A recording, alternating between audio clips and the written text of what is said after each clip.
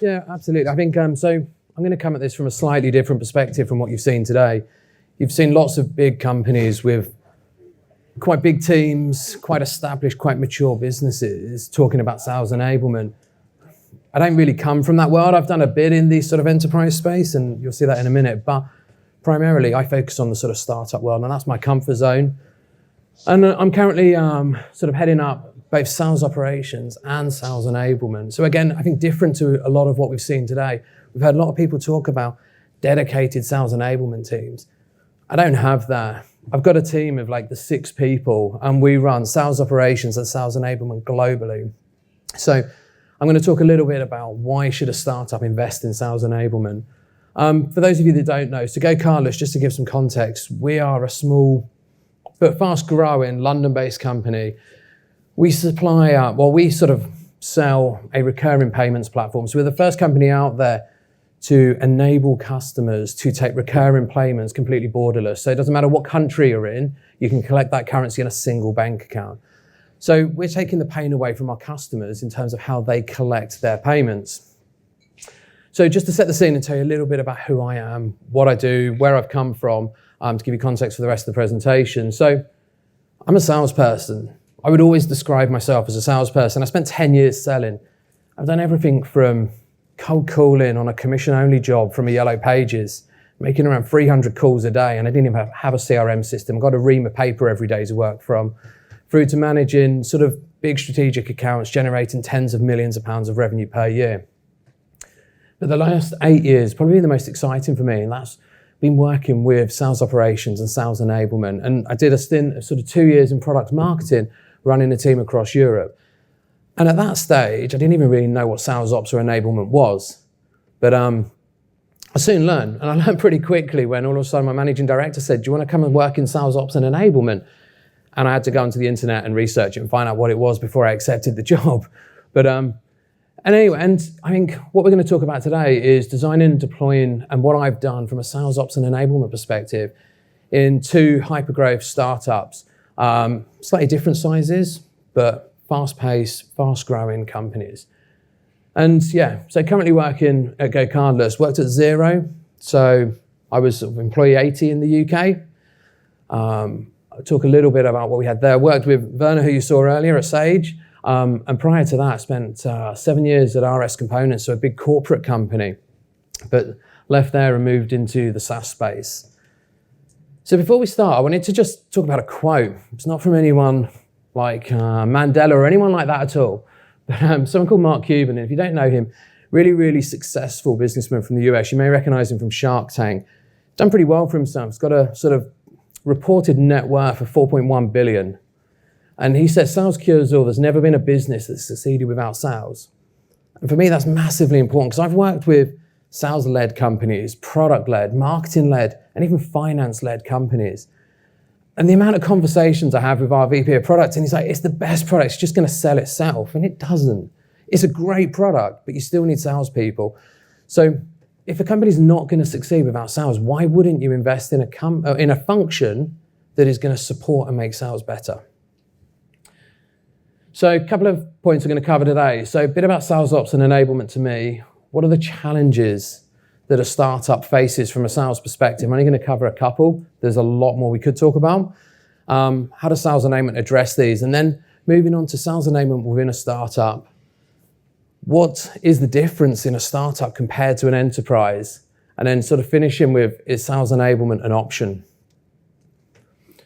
So, what is sales operations and enablement to me?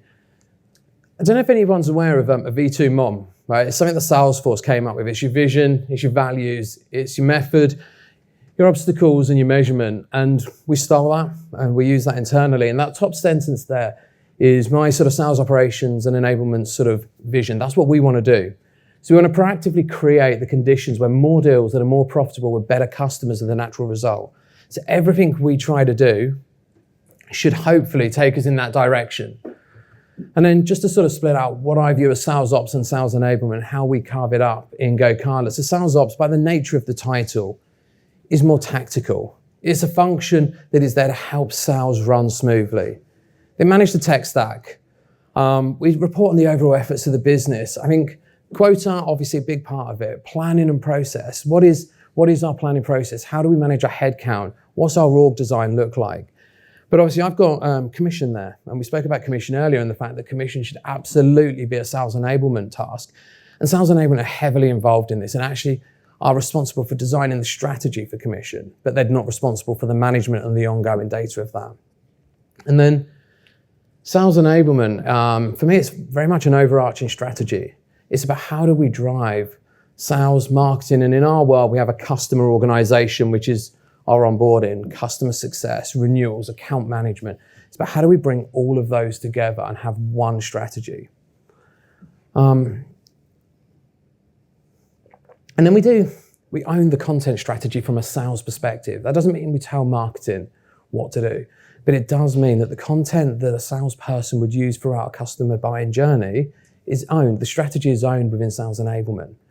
They do the sales development and readiness, which is great being in this room today because everyone knows what sales enablement is. But when I talk to a lot of people, the first thing I have to do is explain it, because when I talk about sales enablement, they think of sales development, sales readiness. They think sales enablement is cool. You've come in, you've started, you've done your 2 weeks onboarding, off you go, you're enabled. But it's so much more than that. And it's about that sort of development and readiness, but it's that ongoing journey. It's then about creating content and so much more.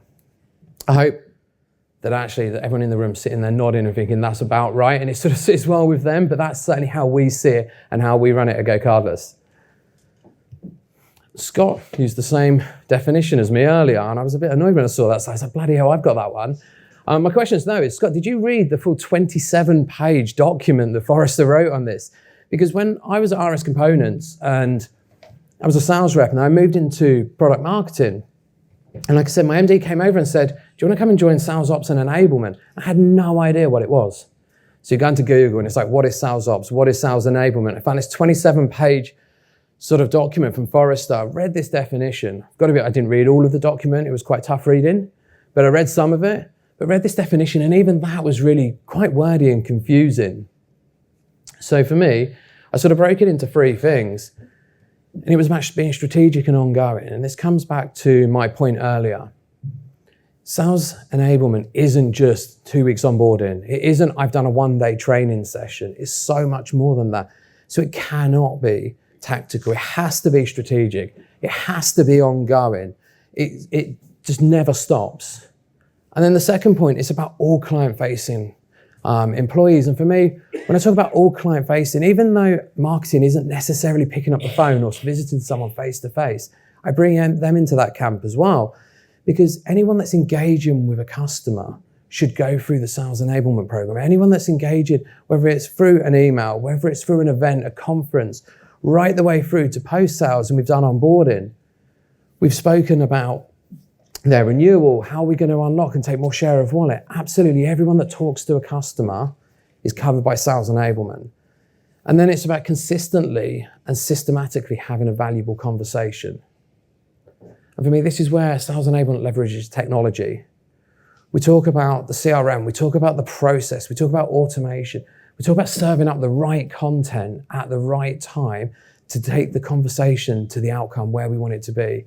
How do we continue to add value and take a customer through a journey where they want to go, but where we want them to be as well? So I suppose simply put, and this is how we talk to everyone at GoCardless about what is sales enablement. It's a set of tools, knowledge, and processes that enables the sales force to continuously succeed. Because if I talk to them about the Forrester definition, they're all going to be confused as well. So whenever we talk to anyone and someone says, and we get a new starter join, and we get a lot of new starters, right? We've doubled the size of our company this year. We've gone from 200 to 400 employees this year. We hire between 4 and 12 people a week and do an induction every single Tuesday. So we have to tell people really quickly what we do. And this is what we explain. And this lands with everyone. They understand it. So just talk about some of the challenges. And like I said, there's a lot of challenges we could talk about from a startup's world. A lot of challenges in how we sell. But actually, I'm just going to sort of pick on a couple. No process. And we spoke earlier, we've heard from some of the sort of bigger companies around, they've had lots of process. There's been a lot of legacy that they've needed to change. You know, I've worked for companies where we've grown through acquisition, and then we've got this process that we had already, and then we bought another company with a different process, and then we got another one, and it's about how do we bring all of those processes together? Well, we're in a different world at a startup. We don't have a process. Sometimes we don't even have a CRM system. And coming from sort of a SaaS world and working with companies with lots of developers, we don't always even buy a CRM system. Unfortunately, we had a developer that thought it was a hobby and he built us a CRM system. It lasted about 6 months. Built another one. That lasted about 3 months. And at that point, thankfully, we were able to talk him out of it and we bought Salesforce. It was painful, but we didn't have that process and it was a real issue. But not only sales stages, because our two sales stages were paying, non-paying. That was it. Were they a customer or weren't they? But also then, if you look at the sort of bit at the top now, it was about what is the journey through the business? How do we engage with sales? How do we engage with marketing? Nobody knew. Stuff just happened. And that's because we had 10 people, 20 people focusing on something. We had a lot of software guys upstairs and girls developing, but we didn't have anyone thinking about how do we go to market? What is that journey? How do we engage with a customer and how do we sell? One of the other challenges that we see a lot is little or no forward planning. So unless you're really, really fortunate, unless you're an organization, unless you're a startup that's almost got unlimited money, you've got some investors that are just happy to keep chucking money at you without really sort of worrying about it. You have to sell today. And you have to bring in the money today. It's about, what are you doing today? What are you doing this week? What are you doing this month? Because without that, we're not going to be here next year. Without hitting our milestones, without hitting our gates, we're not going to get that next round of investment. And we did some funding earlier this year. We sort of did our Series E, which is amazing. But we've got gates to hit. And unless we hit those gates, we're not going to survive. We're not going to be around. So we focus on today and we don't really think about tomorrow. And that's the expansion part there. We sell to a customer, but it's much easier normally to then take more money. How do we sell a new product? How do we expand to a different market? How do we renew them? How do we retain them? And we don't think about that. We think about today. And that's because we don't do the middle bit. We don't really have a strategy. We don't have a tactic. We just sell. We hire great salespeople and they sell, which works to a certain extent. It works for today, but it doesn't work for the future. And you don't always want to be a startup. You can't be a startup forever. There's a point where you need to transition to a scale-up and then to mid-market, enterprise, whatever you want to define it as. But this little or no forward planning is a real issue that we face commonly. And it's something that's a real challenge because the CEO wants to talk about it in 5 years' time, but the salespeople and the sales manager have got really tough targets to hit. So it's how do we transition them from thinking about today to thinking about tomorrow? And then I suppose, how do we address some of these challenges? And I can talk about a couple of the sort of startups I've worked at and how we've done this. So we look at this macro view. We take a holistic view of the business. We've all worked for companies where you have a sales plan and sales go off site and they work out what their strategy is. What are they going to do that year? How are they going to go to market? And then the marketing team go off and do theirs. And then the product team go off and do theirs. And then the customer will go off and do theirs. But actually what we need to do is bring them together. And I'm not saying Sales Enablement are the only people that are responsible for this, but they need to be an absolute driving force behind this. They need to be bringing that together and looking at this as a sales, marketing, customer process and turning it in a go-to-market process, but consistently thinking about the customer, keeping the customer at the heart of this, thinking about what journey do they want to go on, how do we engage, how do we sell, how do we retain them? And like I said there, and sort of have laboured the point already, but think about the future. Where do we want to be in 5 years' time? And that goes right for our tech stack as well. We're out there and we're always evaluating what technology we need. And it would be really easy to select suppliers, vendors on what can they do for us now. Because they've got a simple approach. They're really simple to install. Their adoption is great, but will it scale with us? Will it turn into the corporate platform, the enterprise solution that I need in 5 years' time? Because if we continue to grow as we will, we've gone from 200 to 400 in 12 months. Are we going to be at 800, 1,500? When do we hit that number? And will that vendor work with us then? And that's what we have to think about with our process. How do we sell? How do we market? How do we engage with our customer?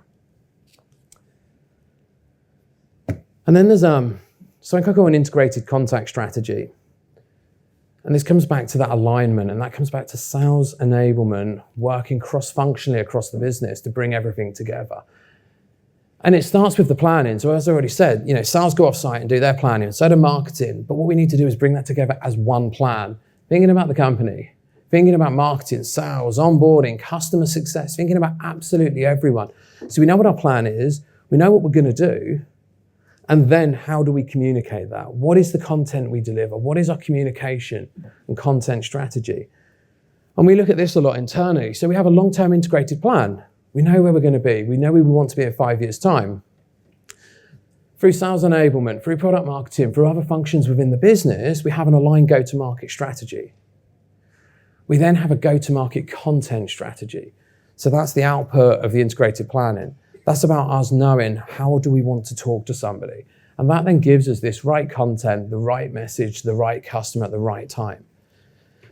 And for anyone that was in sales maybe 10 years ago, so God, I remember I used to cover the M4, M40 corridor. I used to have a target on doing 4 visits a day. So I used to drive up and down, seeing all these customers.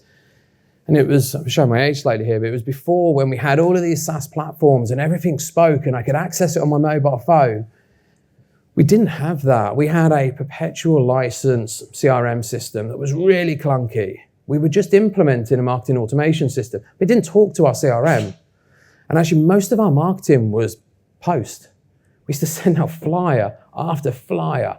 And it would depend on where we were in the month or the quarter. And I remember turning up to customers and it was like, I'm going to do a really great job. We've got this new value proposition, this new product, and I'm going to talk about the value it adds to their business. And then I phoned them the next day to follow up, to find out they've just had a flyer through the post offering them 20% discount, offering a promotion, offering a buy one, get one free, whatever it may be. And it completely undermines what I'm talking about and delivers a really confusing message. Or vice versa. Marketing sent out some great thought leadership. But it's the last day of the quarter. I'm just short of my number.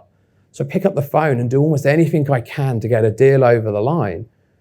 Because I was focused on today. I wanted to hit my number. I didn't think about what message, what picture was I painting for that customer? What were they going to view us as a company? Not me as a salesperson. What was their perception of us as a company? And this is where sales enablement comes in. And this is where sales enablement brings it together. And this is so important in a startup. Because when you're a small company, you don't have hordes of people coming to you. We get a fair amount of inbound traffic, but nowhere near the volume we want, nor need to hit our numbers. So we can't afford to waste any opportunity. We can't afford to deliver the wrong message. We can't afford for a customer to be confused about who we are and why they should partner with us, especially in a SaaS world. We deal with 50,000 customers at the moment at Go Cardless. 47,500 of those are on a Netflix model. They're on 1-month contracts. They can cancel 30 days notice. So we have to work on how do we retain, how do we engage, and how do we ensure that they know who we are, where are we going, and why they should partner with us.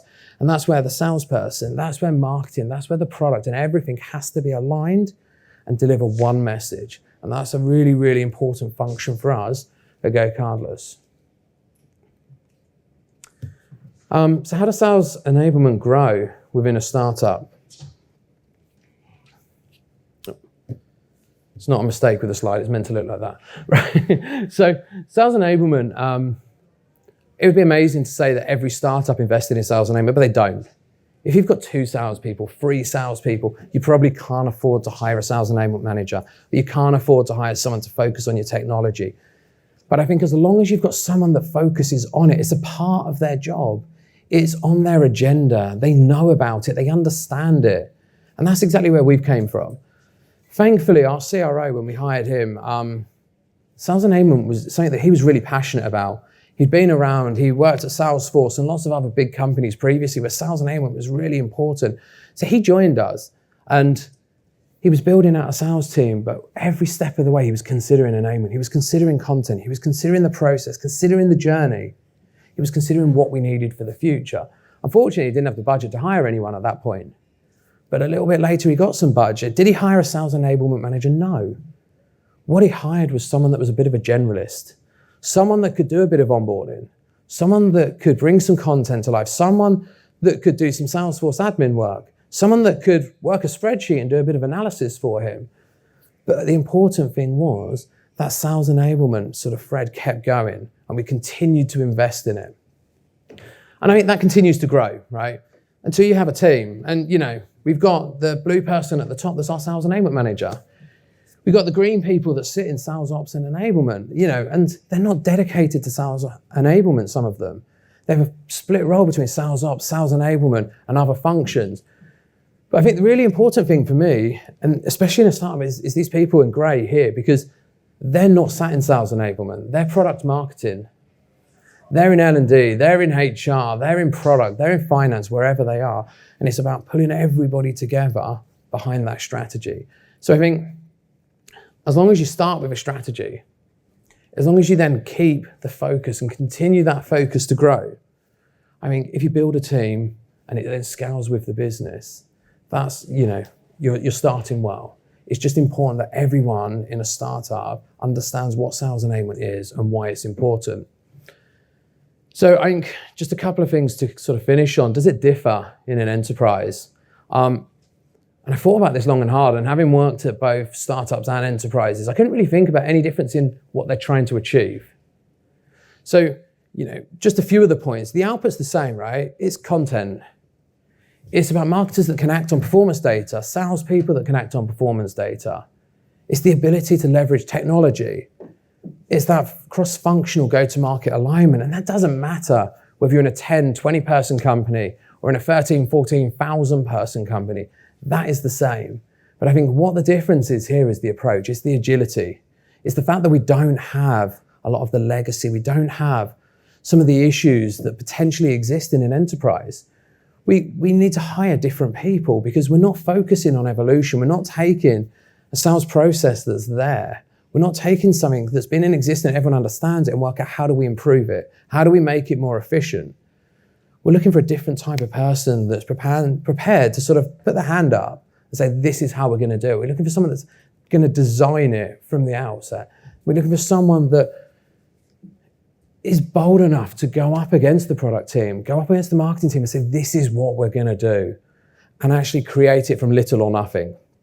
So it's about being agile versus legacy. And we heard from American Express in the morning about how they've spent all of FY19 focusing on rebuilding Salesforce. Now, I'm not saying we've done anything different or better, but this year we rebuilt Salesforce from absolute scratch.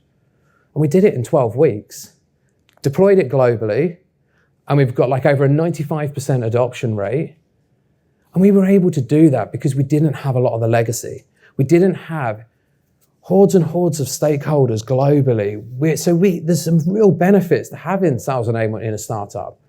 It's tough, but there's some real benefits to being able to do this at pace and add value, but as long as it's understood why sales enablement should exist. And we do have issues. Our Salesforce, being in a startup and not having any money at the start, we had no technology. We bought every bit of technology we could afford as soon as we got a bit of funding. But Salesforce being not the cheapest tool out there, our developer says, fine, we'll install it. They basically wrote code for everything. They customized it to high heel. To the point, I had literally at the time 12 salespeople, and on the opportunity record, I had 386 fields. 275 of them were custom. And we had 19 administrators in a company that employed 50 people at the time, right? Not one of them had ever used Salesforce before or even heard of Trailhead or done an ADM 201. Any man and their dog that wanted to be an admin got it. To the point, one of our customer success managers, she was an admin. Over the weekend, she was thinking about what does customer success need?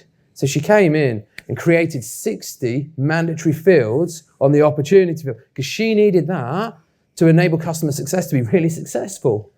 So we have our issues, right? And that's why I say it's different. Like the output is the same, but the challenges you go through are really, really different. I remember when I joined Xero, my first day, I meet with the managing director. I said, what advice have you got?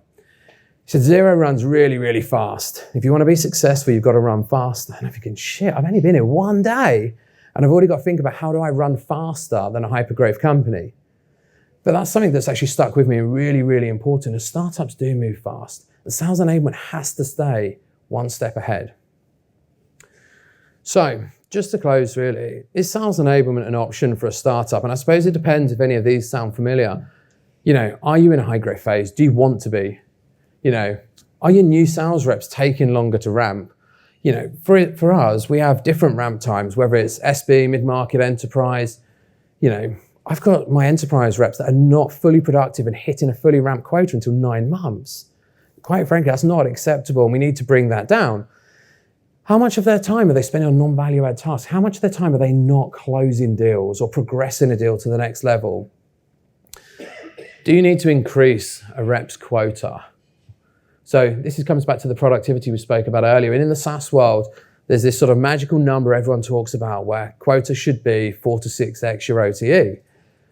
Well, unfortunately, we weren't at 4 to 6x your OTE. We were at 2x.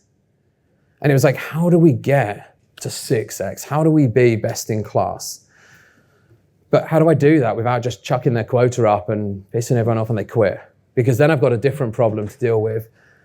And then, are the marketing efforts helping everyone sell? So if any of these sound familiar, I suppose the question is then, is sales enablement an option? No, it's not. Not if you want to succeed. Sales enablement is a must-have. Because if you want to ramp your reps faster, if you want to reduce that time for them to become productive and start to add value, start to recoup your investment in that person back to the business, if you want to increase the selling time, and this is where technology comes in. This is where utilizing what's out there in the world. This is like utilizing a content management system, an LMS system, utilizing your CRM, providing just-in-time data analytics. Do we want to increase the quota? And like I said, do you want to increase it, but still make it fair, still make it achievable, drive the business in the right direction against whatever your benchmark is, but without increasing churn? And I'm really pleased to say, as a company, startups have pretty high churn, right? As a company, we have about a 25% churn rate at the moment. It's coming down, but it's about 25%. I got 6% churn rate in sales, and not one of those that have churned this year has been regrettable. So actually, we're in a pretty strong position, and that's because we focused on this. That's because we brought sales enablement in early. We were able to take people on a journey about what are we going to do and how are we going to support them and invest in them. And all of this should drive to an increased return on investment, knowing if I hire an SDR, if I hire an AE, what do I get back? If I spend £1 in marketing, what do I get back? So driving predictability and scalability, which is absolutely critical for a startup. It's absolutely critical for our investors to know what are they getting for what they've given us. So in summary, I suppose, sales enablement shouldn't be an option if you want to succeed. It shouldn't be an option if you want to sell, engage, and retain customers. And this for us, again, is absolutely crucial. And we've really turned around our retention rates. Like I said, most of our customers can quit on 1 month's notice. Yet from a net revenue retention, we're at 103% at the moment. So we're actually driving more from all of our customers and retaining them. We're offering our employees more. We're focusing on them. We're thinking about the people. We're thinking about what do they want to do and investing in their future to help us, but to help them as well. So we're helping them over the long haul, and we're aligning our functions. So for me, I think the only question should be, how much do I invest in sales enablement? Or you want to flip it on its head and talk to the business and those that are not a believer in sales enablement, it should be how much can you afford not to invest in sales enablement? What are the issues? What's going to happen and what damage will there be if you don't invest in sales enablement? So that's it from me. So I've flown through that. Is there any questions? Hi. No, so have managed product marketing previously. So no, product marketing at the moment sits in our marketing organization, but it is like dotted line reporting. So we have that absolutely cross-functional. So product marketing attend all of my team meetings.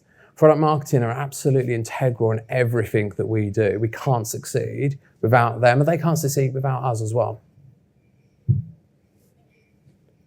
Any other questions? So, what tools, tech stack do you use to enable your sales reps to reduce time? So like I said earlier, we had no technology and then we bought absolutely everything because we got a bit of investment. My job over the last year has actually been trying to rip out a load of that stuff. So fundamentally at the moment, Salesforce is our main tool that we use. We use Einstein. And we've really been focusing on how do we leverage Einstein from an analytics perspective for just-in-time data and insights, but also to help people understand from an AI perspective about who they should engage with. And we've just completed a project which goes live in the new year where we've absolutely modeled our entire database to understand who are our customers of the future. And that's going to be something that else will help salespeople. So we've built out sort of a segmentation, a scoring and a prioritization model based on a propensity to close, which we're utilizing Einstein for and utilizing Salesforce. So everybody knows what the score is of that. And it's a dynamic score that updates based on interactions with the business so that we know what the likelihood is of that opportunity to close. But also then it will tell us lookalikes. Who else should I go and sell to within our database? So our tech stack's evolving. We're talking to some of the vendors outside around CMS, LMS, and what we can use. But it's something that we're focusing on massively at this moment in time. Just like the question about marketing, how much do they get involved with stuff in CRM? Are they managing campaigns within it? Yeah, so we now use we use Salesforce as our CRM, and we use Pardot as well. And our sort of sales operations and enablement function work very, very closely with our marketing operations. I think they run their campaigns through Pardot and then link it in with Salesforce. But it's sort of, again, it's like the product marketing relationship, it's hand in hand, but they wouldn't, succeed without it. And we have our marketing attribution tool built into Salesforce as well. So the marketing attribution tool is in Salesforce, not in Pardot, to give us that sort of value and insight into what's working and where we should invest from a marketing perspective as we move forwards. I agree with you. I think it's the kind of the alignment on the go-to-market, I think, is important.